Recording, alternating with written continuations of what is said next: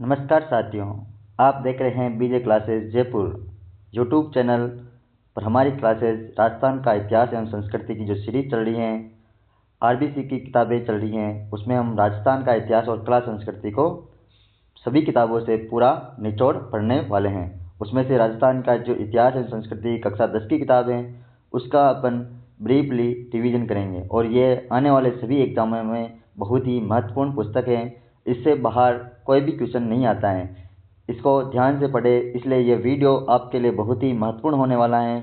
शुरुआत करते हैं राजस्थान के इतिहास एवं संस्कृति की, जिसमें लगभग राजस्थान की कला संस्कृति को और राजस्थान के इतिहास को संपूर्ण कवर किया गया है।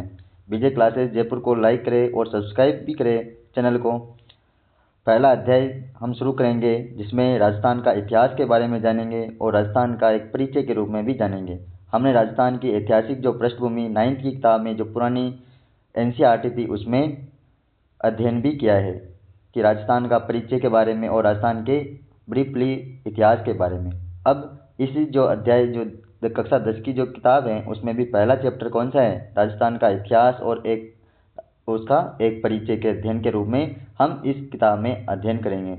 यह किताब बहुत ही महत्वपूर्ण है सभी एग्जामों के लिए। राजस्थान के जितने भी एग्जाम होते हैं उनके लिए रामबाण पुस्तक साबित होती हैं, क्योंकि अभी रीट जो एग्ज़ाम हुआ था उसमें सारे डेट और सारे जो क्वेश्चन थे राजस्थान संबंधित, वो सारे क्वेश्चन राजस्थान की पुस्तक राजस्थान कला संस्कृति एवं इतिहास से ही पूछे गए थे। इसलिए और आरपीसी की भी फेवरेट बुक हैं और आरएसएसबी की भी फेवरेट बुक हैं। इसलिए शुरुआत करते हैं। इसकी हर लाइन इम्पोर्टेंट है, इसलिए अपन हर लाइन का अध्ययन ढंग से करेंगे, जिससे आपको यह ना लगे कि किताब को अधूरी पढ़ाई गई और हमने व्यूज पाने के लिए आपको ऐसे ही ऊपर का ज्ञान दिया है। हम एक एक लाइन का ब्रीफली रिवीजन करेंगे, जिससे आप यह समझ सको कि राजस्थान के बारे में गहराई से आप समझ सको।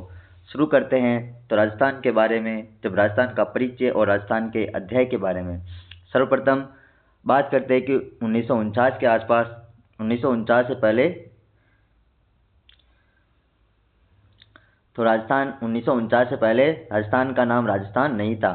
क्या नहीं था? राजस्थान 1949 से पहले राजस्थान का नाम से यह अस्तित्व में नहीं था। तो पहले किस नाम से जाना जाता था? तो राजस्थान को राजपूताना नाम से राजस्थान को जाना जाता था, राजपूताना के नाम से जाना जाता था। और इसमें कितनी रियासतें थी? पहले 19 रियासतें, 3 ठिकाने और एक केंद्र शासित प्रदेश हुआ करता था। केंद्र शासित प्रदेश कौन सा हुआ करता था? अजमेर मेरवाड़ा क्षेत्र। कौन सा? अजमेर मेरवाड़ा क्षेत्र। और 3 ठिकाने लावा, निमराना और कुशलगढ़, 3 ठिकाने और 19 रियासतें थी। शुरू करते हैं इस चैप्टर की शुरुआत।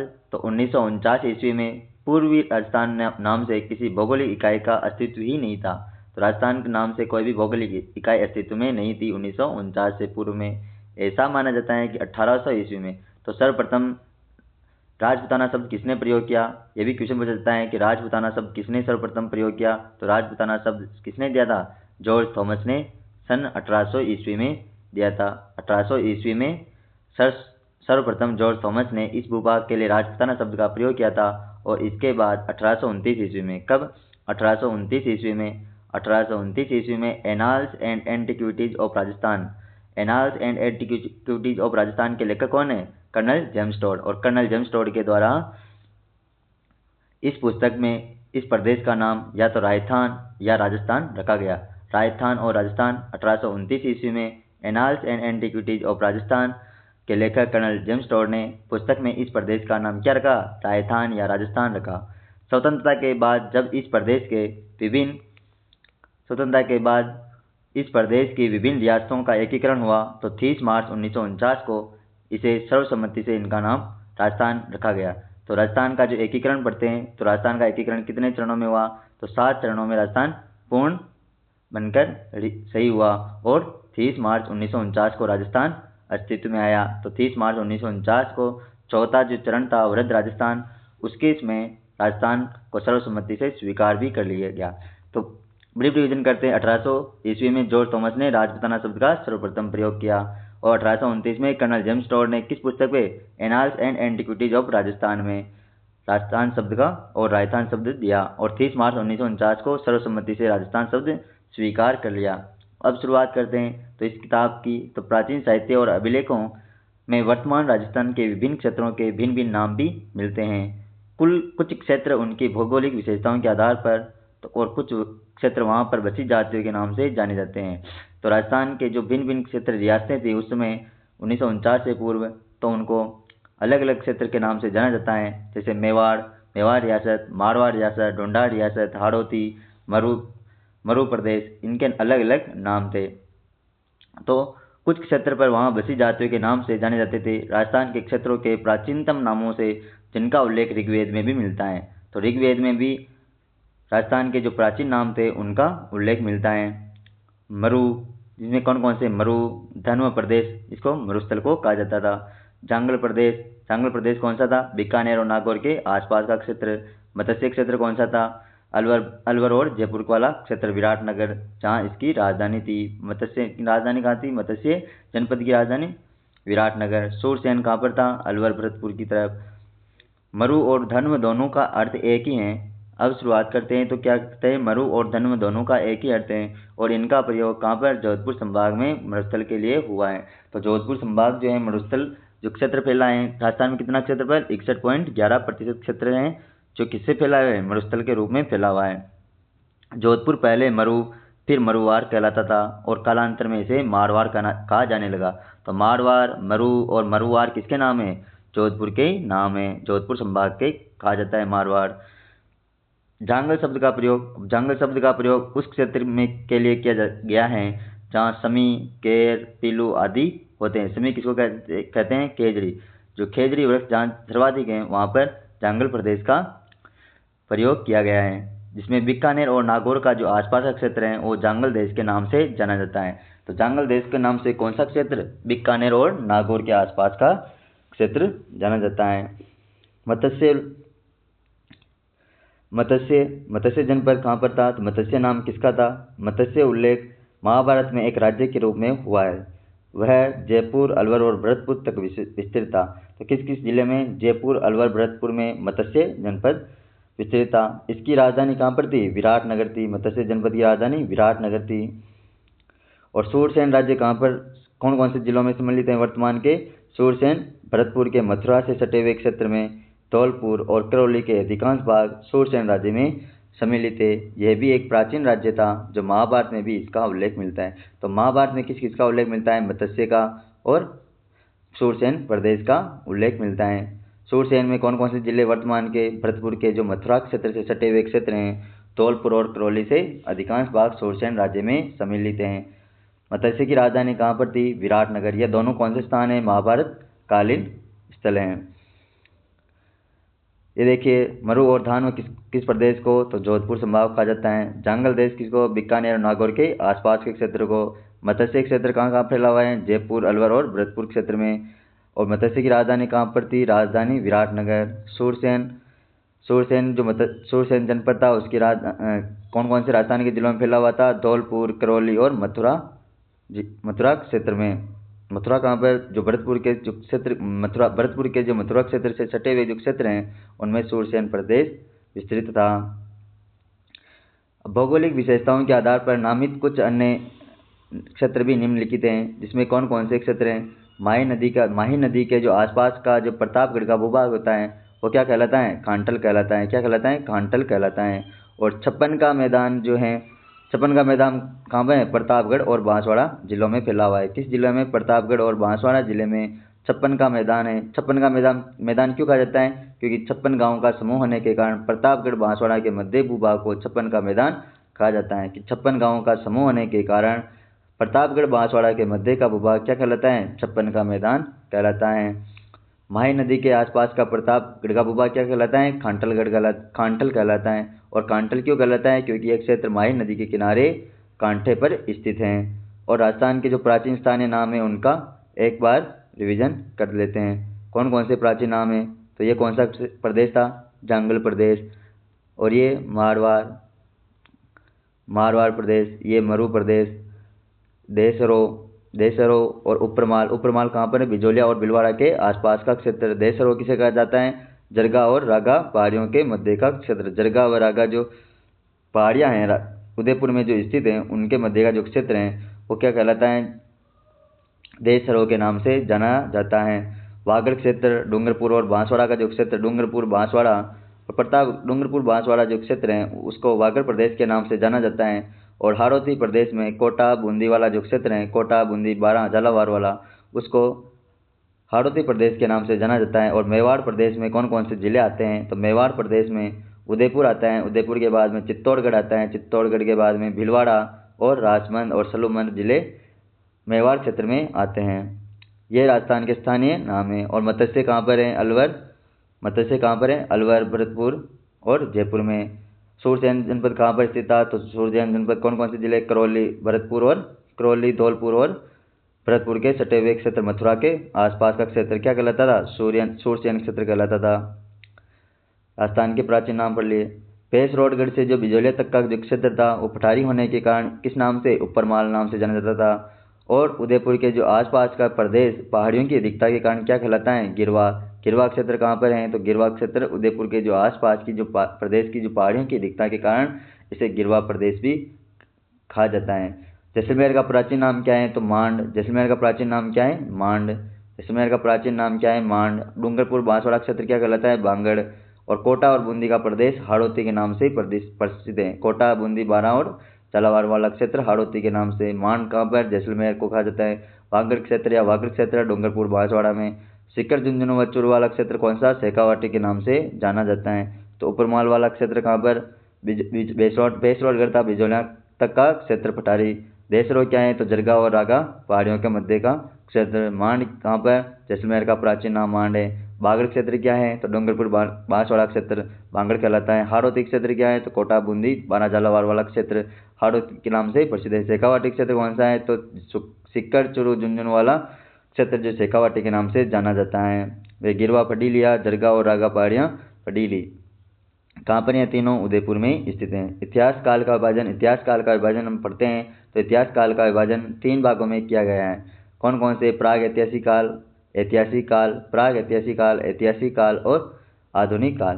कौन कौन से? प्राग ऐतिहासिक, ऐतिहासिक और आधुनिक काल में इतिहास को बांटा गया है। तो मोटे तौर पर मानव के संपूर्ण इतिहास के कितने काल? 3 काल। कौन कौन से? प्राक युग, आद्य युग और ऐतिहासिक युग। जो वर्तमान युग है प्राक युग और आद्य युग ऐतिहासिक युग के नाम से जाना जाता है। प्राक युग कौन सा? इतिहास के उस काल को कहा जाता है जिसके ज्ञान के लिए लिखित कोई साक्ष्य उपलब्ध नहीं है। तो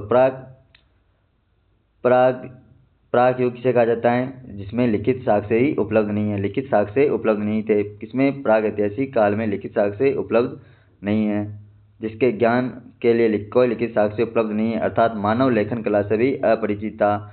आद्य युग क्या है? आद्य युग की संज्ञा इतिहास के उस काल को दी जाती है जिसके लिखित साक्ष्य तो उपलब्ध हैं किंतु या तो वे अस्पष्ट हैं अथवा उनकी लिपि को अभी पढ़ना संभव न हुआ हो। तो लिखित साक्ष्य तो उसमें उपलब्ध हैं। कौन से युग में? आद्य युग में लिखित साक्ष्य उपलब्ध हैं किंतु या तो वे अस्पष्ट अथवा उनकी लिपि की अभी पढ़ना संभव न हुआ हो। आद्य युग बताएं। ऐतिहासिक युग कौन सा? उस काल के इतिहास को कहा जाता है जिस संबंध में स्पष्ट और सुपठित लिखित साक्ष्य उपलब्ध हैं। तो ऐतिहासिक युग 3 युग होते हैं। कौन कौन से? प्राक युग, आद्य युग और ऐतिहासिक युग। प्राक, आद्य और ऐतिहासिक युग। प्राक किसको कहा जाता है? इसमें लिखित साक्ष्य उपलब्ध नहीं थे। इसमें लिखित साक्ष्य उपलब्ध थे लेकिन पढ़ना संभव नहीं था। और ऐतिहासिक युग में लिखित साक्ष्य भी उपलब्ध थे और इनकी लिपि को भी पढ़ना भी आसान था, पढ़ना भी आसान था। ये तीनों याद रखने हैं। इन अर्थों में भारतीय इतिहास के कालक्रम को इस प्रकार से विभक्त करते हैं। प्राक युग, यह युग सृष्टि के आरंभ से हड़प्पा सभ्यता से पूर्व तक था। तो प्राक युग भारत में कैसे था? यह युग सृष्टि के आरंभ, जब सृष्टि का आरंभ हुआ तो हड़प्पा सभ्यता जब आई से पूर्व तक था इस प्राक युग में। और आद्य युग में यह युग हड़प्पा सभ्यता के काल से 600 ईस्वी पूर्व तक रहा। तो हड़प्पा सभ्यता के काल से 600 ईस्वी पूर्व तक कौन सा? आद्य युग। और ऐतिहासिक युग कौन सा? जो यह युग 600 ईस्वी पूर्व से वर्तमान तक जारी है। 600 ईस्वी पूर्व से वर्तमान तक जारी है। लगभग 3200 वर्ष हो गए ऐतिहासिक युग को। आगे चलते हैं चैप्टर में। तो प्राग ऐतिहासिक राजस्थान, जो प्राक युग में राजस्थान कैसा था उसका अध्ययन करते हैं।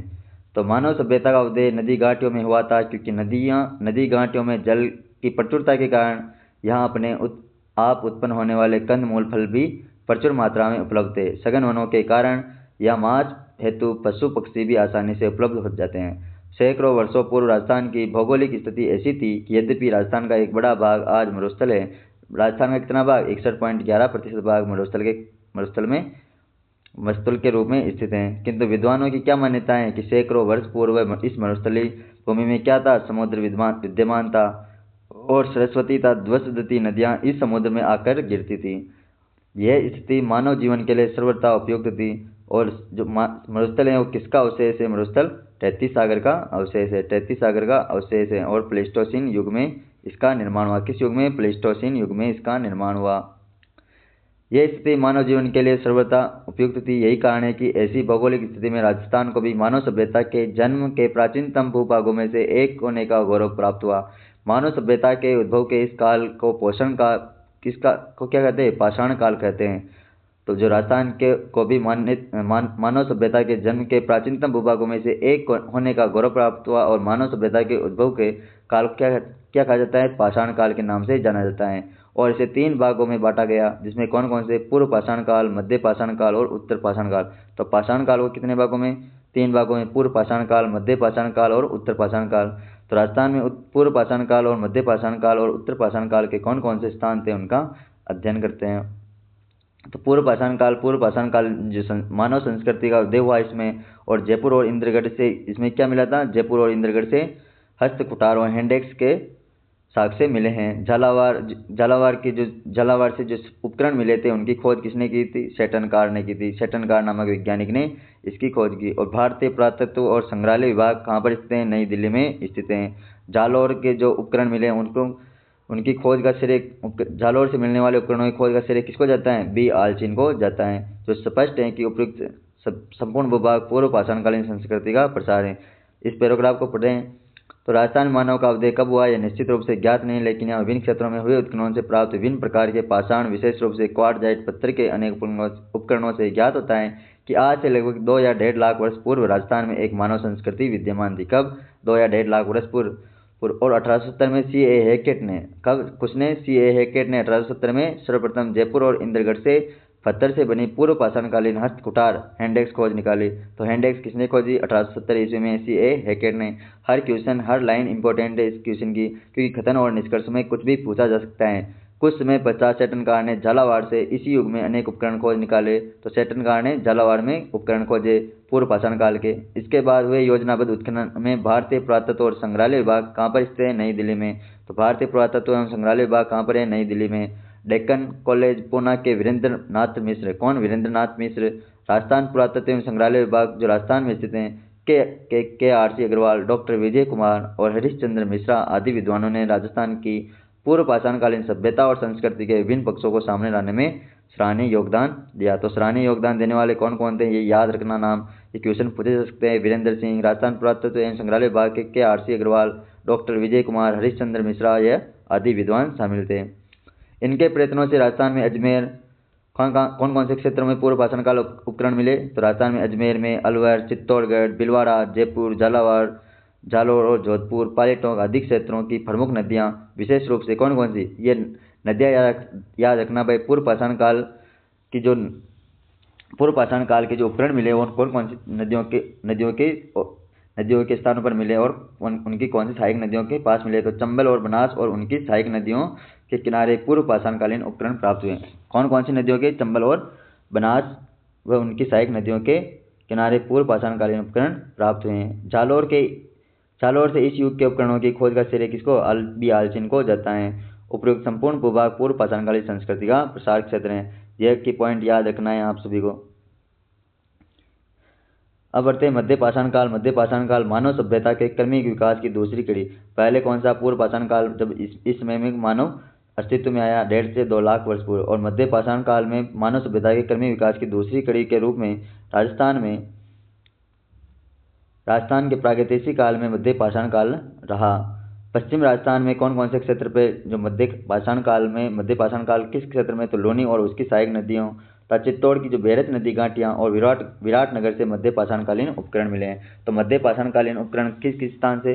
तो मध्य पाषाणकालीन उपकरण लोनी और उसकी सहायक नदियों के पास है, चित्तौड़गढ़ की बेरच नदी के पास है और विराटनगर से मध्य पाषाणकालीन उपकरण मिले हैं। और इस काल के उपकरण छोटे, हल्के और कुशलता से निर्मित है, इसलिए इनको क्या क्या कहा जाता है? माइक्रोलिथ, और इसलिए इसको माइक्रोलिथ युग के नाम से भी जाना जाता है। और इसे लघु पाषाण उपकरण सब काल भी कहा जाता है। और इसमें कौन कौन से उपकरण मिले, ये बहुत ही इंपॉर्टेंट है। ये उपकरण jasper, agate, chert, carnelian, quartzite, chalcedony आदि पाषाणों से बने हैं, जिनमें blade, engraver, triangle, crescent, trapeze, scraper, pointer आदि उल्लेखनीय है। तो ये नाम याद रखने हैं कौन कौन से? तो jasper, agate, chert, carnelian, quartzite, chalcedony आदि पाषाणों से बने हैं, जिनमें blade, engraver, triangle, crescent, trapeze, scraper और पॉइंटर आदि उपकरण मिले हैं। उत्तर नव पाषाण काल कौन कौन से क्षेत्र में रहा? तो भारत के अन्य भागों में के बाती राजस्थान में उत्तर नव पाषाणकालीन सभ्यता का उदय हुआ। किस क्षेत्र में? अजमेर क्षेत्र में, नागौर, सीकर, झुंझुनू, जयपुर, उदयपुर, चित्तौड़गढ़, जोधपुर आदि स्थानों से उत्तर पाषाणकालीन सभ्यता के अनेक उपकरण प्राप्त हुए हैं। राजस्थान में धातु काल का भी अध्ययन करते हैं। तो राजस्थान में धातु काल में कौन कौन से? ताम्र पाषाण, ताम्र एवं ताम्रकांस्य काल। तो ताम्र पाषाण एवं ताम्रकांस्य काल की कौन कौन सी सभ्यताएं थी, उनका अध्ययन इसमें करने वाले हैं। तो राजस्थान के अनेक स्थानों में ताम्र पाषाण व ताम्र काल के अवशेष मिले हैं, जो तत्कालीन युग में राजस्थान के मानव सांस्कृतिक विकास पर पर्याप्त प्रकाश डालते हैं। राजस्थान की ताम्रकालीन संस्कृति की प्राचीन स्थल कौन कौन से? ताम्रकालीन संस्कृति के प्राचीन स्थल तो गणेश्वर सभ्यता कहाँ पर? सीकर में स्थित है।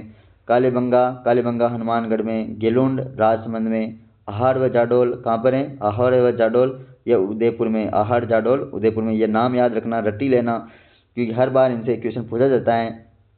आहार व जाडोल उदयपुर में। पिंड पांडलिया चित्तौड़गढ़ में, पिंड पांडलिया कहाँ पर? चित्तौड़गढ़ में। कुड़ाड़ा नागौर में, कुड़ाड़ा सभ्यता कहाँ पर? नागौर में। साबणिया व पुगल ताम्र पाषाणकालीन जो स्थल हैं वो कहाँ पर है? साबणिया और पुगल बीकानेर में। नंदलालपुरा, किरोड़ोत कौन कौन से? नंदलालपुरा, किराड़ोत, छोतवाड़ी क्षेत्र। नंदलालपुरा, किराड़ोत और छितवाड़ी जो क्षेत्र हैं वो कहाँ पर? जयपुर में। तो नंदलालपुरा, किराड़ोत और छोतवाड़ी जयपुर में स्थित हैं। एलाना सभ्यता जालोर में, बूढ़ा पुष्कर अजमेर में, कोल माहौली सवाई माधोपुर में और मल्लाह क्षेत्र। कौन सा? मल्लाह कहाँ पर है? भरतपुर पर। मल्लाह जो सभ्यता स्थल है ताम्र पाषाणकालीन का, वो भरतपुर में स्थित है। ये सभी नाम याद रखना है, ये सभी बार बार एग्जाम में पूछे भी जाते हैं। तो ताम्र पाषाण काल एवं ताम्रकांस्य काल के कौन कौन से स्थल हैं, ये याद रख लेना। ये ऑप्शन में दे सकते हैं कि निम्न में से कौन सा ताम्र पाषाणकालीन स्थल नहीं है, उसके आधार पर यह कठिन क्वेश्चन बन सकता है, इसलिए इनको याद रखना है। गणेश्वर, सीकर, कालीबंगा, हनुमानगढ़, गिलुंड, आहार व जाडोल, पिंड पांडलिया, कुड़ाड़ा, साबणिया व पुगल, नंदलालपुरा, किराड़ोत व छोतवाड़ी, एलाना, बूढ़ा पुष्कर, कोल माहौली, मलाह, भरतपुर आदि सभी उल्लेखनीय हैं। लोह काल के बारे में अध्ययन करते हैं। तो लोह काल में 4 सभ्यताएं हुई हैं। लोह काल में कौन सी 4 सभ्यताएं हुई थी? कौन सी? सुनारी कहाँ पर है? झुंझुनू में। और नोह कहाँ पर है? भरतपुर में। जोधपुरा जो जयपुर में स्थित है। रेड और टोंक में। रेड कहाँ पर है? टोंक में। ये चारों सभ्यता थी राजस्थान की, वो लोह काल युग में के रूप में उपकरण में मिले हैं इनके। ताम्र और कांस्य काल के पश्चात, ये लोह काल किसके बाद में है? ताम्र और कांस्य काल के पश्चात लोहे का ज्ञान और उसका प्रयोग मानव इतिहास की युगांतकारी घटना थी, और इसने कृषि उपकरणों तथा हथियारों की गुणवत्ता को बढ़ाकर सारे परिदृश्य को ही बदल दिया। राजस्थान में नोह भरतपुर में, जोधपुरा जयपुर में, सुनारी झुंझुनू में और रेड टोंक आदि स्थानों से लोह संस्कृति के समय अनेक हथियार और उपकरण भी मिले हैं।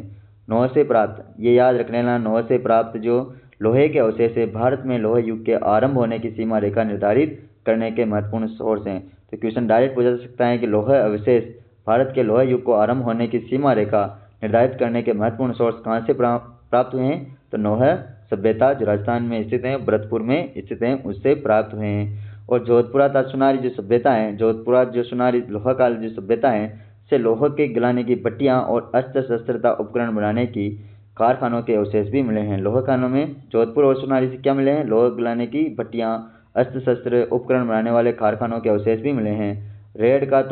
रेड जो टोंक में स्थित है, उससे को तो लोह सामग्री की प्रचुरता के कारण प्राचीन राजस्थान का टाटा नगर के नाम से भी जाना जाता है।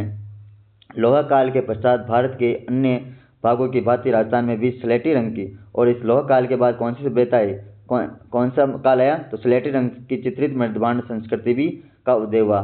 स्लेटी रंग की चित्रित मर्दबाण संस्कृति का उदय कब हुआ, तो लोह काल के बाद में स्लेटी रंग की चित्रित मर्दबाण संस्कृति का उदय हुआ, जिसे PGW के नाम से पेंट एंड ग्रेव वेयर के नाम से भी जाना जाता है। और इस संस्कृति के अवशेष कहाँ पर मिले, विराटनगर, जोधपुरा, जयपुर में सुनारी और नोह आदि स्थानों में मिले। अवशेष विराटनगर याद रखना है, जोधपुरा, जयपुर, सुनारी और नोह में PGW के अवशेष मिले हैं। स्लेटी रंग के जो चित्रित मर्दबाण मिले हैं वो कहाँ से मिले हैं, विराटनगर, जोधपुरा, जयपुर, सुनारी और नोह सभ्यता स्थलों से मिले हैं।